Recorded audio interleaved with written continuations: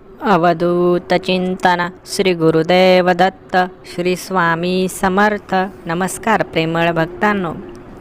आयुष्यात जेव्हा आपण सत्याच्या मार्गावर चालतो ना, त्यावेळेस आपल्याला नक्कीच संकटांचा सामना करावा लागतो, मोठमोठ्या अडथळ्यांचा सामना करावा लागतो, काटेरी रस्त्यावरून जावं लागतं. परंतु बाळांनो, लक्षात घ्या, जेव्हा आपण सत्याचा मार्ग स्वीकारतो तेव्हाच आपण देवाचा लाडका भक्त बनतो. म्हणून कितीही कठीण परिश्रम आले, कितीही खडतर मार्ग आला, कितीही जीवघेणी वाटवळणे असली, तरी आपल्याला सत्याचा मार्ग सोडायचा नाही. कारण आपले मार्गदर्शक स्वतः परमेश्वर आहे. ते आपलं रक्षण करत आहे. त्यामुळे आपलं कधीच काही वाईट होऊ शकत नाही. बाळांनो, लक्षात घ्या, परमेश्वर तुमच्या कार्यावर जेव्हा प्रसन्न होतील ना, तेव्हा तुम्हाला एवढं भरभरून देतील की तुम्हाला काहीच कमी राहणार नाही.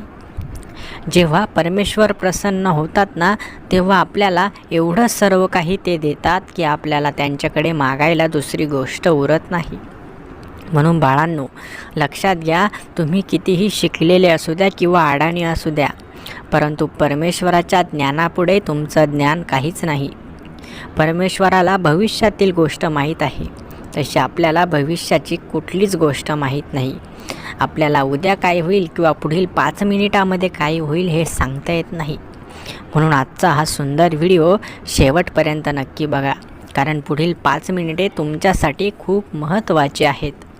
ज्यांचा विश्वास आहे त्यांनी हा नियम नक्की पाळा, आणि ज्यांचा विश्वास नाही त्यांनी हा व्हिडिओ आत्ताच सोडून गेले तरीही चालतील. कारण बाळांनो, जर विश्वासच नसेल तर परमेश्वरही तुमची मदत करणार नाही.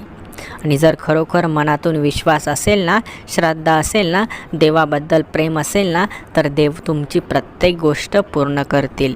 मनातील प्रत्येक इच्छा पूर्ण होईल आणि आनंदाची बातमी नक्की मिळेल.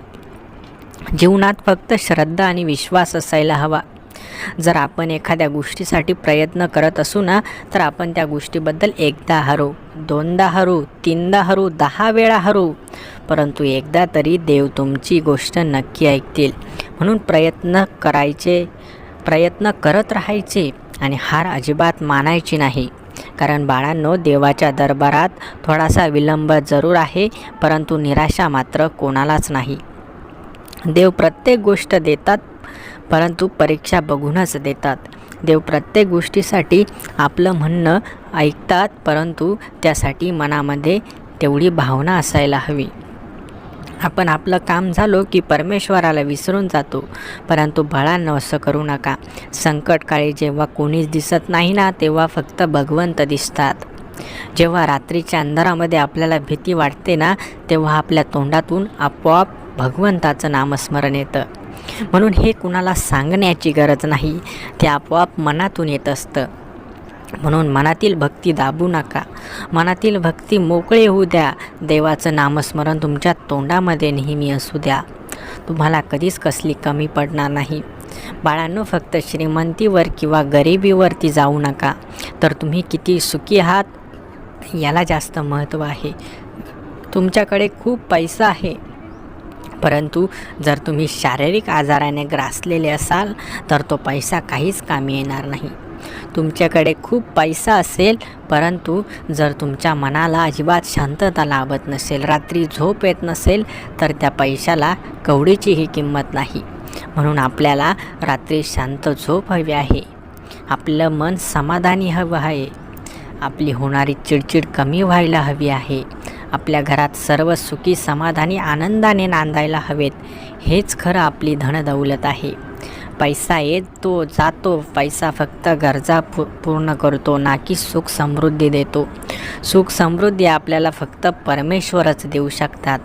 आपलं मन जर आनंदी असेल ना, तर माणूस 2 घास भाकर जास्त खातो आणि आनंदाने जगतो. परंतु आपल्या मनात नेहमी विचार चालू असतील ना, आपल्या मनात काही ना काही अलतं-भलतं सुरू असेल ना, तर माणसाला जेवण जात नाही. माणसाचं आरोग्य हे माणसाच्या आनंदावर अवलंबून आहे. माणूस मनातून आनंदी असेल ना, तर कुठलाच आजार त्याच्या आजूबाजूला देखील फिरकत नाही. परंतु जर माणूस विचारांत गुंतलेला असेल तर आपोआप त्याला आजार देखील ग्रासतो. म्हणून बाळांनो, लक्षात ठेवा, परमेश्वर प्रत्येक गोष्ट तुमच्या भल्यासाठी सांगतात.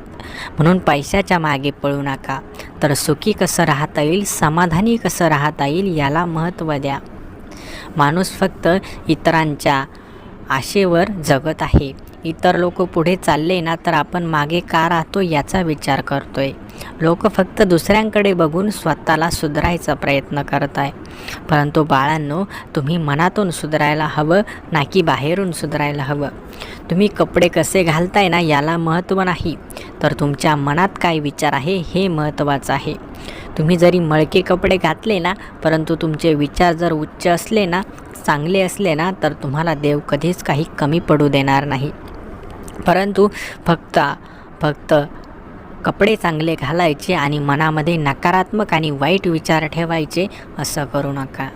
तुमच्या दिसण्यापेक्षा तुमच्या मनाला जास्त महत्त्व आहे. बाळांनो, तुम्ही दिसायला कसेही असू द्या, परंतु मन मात्र नेहमी सुंदर ठेवा. कारण सुंदर मन ज्याचं असेल ना, तो भगवंताचा आणि परमेश्वराचा नेहमी लाडका असतो. जीवनात जे घडेल ते चांगल्यासाठी घडेल. म्हणून बाळांनो, चिंता करत रडत बसू नका. कधीकधी चांगल्या लोकांच्या आयुष्यात वाईट त्यांच्या चांगल्यासाठीच घडत असतं. म्हणून वाईटामागे देखील काहीतरी चांगलंच कारण असतं, हे लक्षात घ्या. थोडंसं वाईट झालं म्हणून लगेच रडायची गरज नाही. कारण रडताना जेव्हा तुम्ही भगवंताकडे बघताना, तेव्हा भगवंताला खूप वाईट वाटतं. कारण भगवंताला देखील माहीत आहे की आपला भक्त रडत आहे.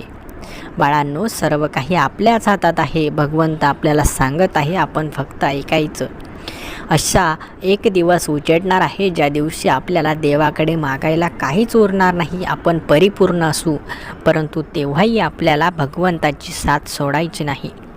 आपण परिपूर्ण झालो ना, तरी आपण भगवंताचे ऋणी आहोत हे कधीच विसरायचं नाही. आपल्या जन्मापासून ते मृत्यूपर्यंत जे काही होतं ना, सर्व काही परमेश्वरच घडवत असतात. म्हणून परमेश्वराचे शतशः ऋणी राहा. त्यांनी जे शिकवलं आहे त्याच्याकडे लक्ष द्या. तुम्ही ज्याची चिंता करताय ना, ते परमेश्वर सर्व काही चांगलं करणार आहे. तुम्ही ज्याची मागणी परमेश्वराकडे घालत आहात ना, परमेश्वर ते सर्व काही देणार आहे. मी परमेश्वराच्या चरणी प्रार्थना करतो की आजचा व्हिडिओ जे बघत आहेत ना, त्यांच्या मनातील मनोकामना पूर्ण हो. त्यांना सुख, समृद्धी, समाधान मिळो. सर्वांचं चांगलं व्हावं आणि त्यामागे आपलंही चांगलं व्हावं, अशीच इच्छा नेहमी मनामध्ये ठेवा. बघा, परमेश्वर कधीच तुमचंही वाईट होऊ देणार नाही आणि तुमच्या प्रियजनांचं देखील वाईट होऊ देणार नाही. मनात कधीच अशी भावना ठेवू नका की फक्त परमेश्वरा माझं चांगलं करा आणि इतरांचं वाईट करा. सर्वांचं चांगलं करा, त्यामागे आपलंही चांगलं करा. ही परमेश्वराकडे मागणी घाला. परमेश्वर बघा तुमचं चांगलं करेल, त्या पाठीमागे तुमच्या प्रियजनांचं देखील चांगलं करेल. काही मागायचं ना, फक्त स्वतःसाठी मागू नका, तर सर्वांसाठी मागा. घरातील, कुटुंबातील सदस्यांमध्ये कधीच दुजाभाव करू नका. स्वतःचं लेकरू असेल आणि भावाचं लेकरू असेल तर दोघांना समान दर्जा द्या, ना की स्वतःच्या लेकराला जास्त दर्जा द्यायचा आणि भावाच्या लेकराला कमी दर्जा द्यायचा. जेव्हा तुम्ही असा दुजाभाव करता ना, तेव्हा देवही तुमच्यासोबत असाच दुजाभाव करतात. म्हणून आपण जसं वागतो ना, तसंच परमेश्वर आपल्याला फळ देतात. म्हणून पहिले आपलं कर्म चांगलं ठेवा, आपोआप सर्व चांगलं होईल. परमेश्वराने तुमच्यापर्यंत हा व्हिडिओ पाठवला, हा केवळ योगायोग नव्हे, तर तुमचं कर्मच आहे. म्हणून कर्म चांगलं ठेवा, भविष्यही चांगलं असेल. आजचा हा सुंदर व्हिडिओ तुम्हाला आवडला असेल तर व्हिडिओला लगेच लाईक करा आणि असेच सुंदर व्हिडिओ दररोज बघण्यासाठी आपल्या या भक्तिमय चॅनलला देखील लगेच सबस्क्राईब करून ठेवा. श्री स्वामी समर्थ. जय जय स्वामी समर्थ. धन्यवाद.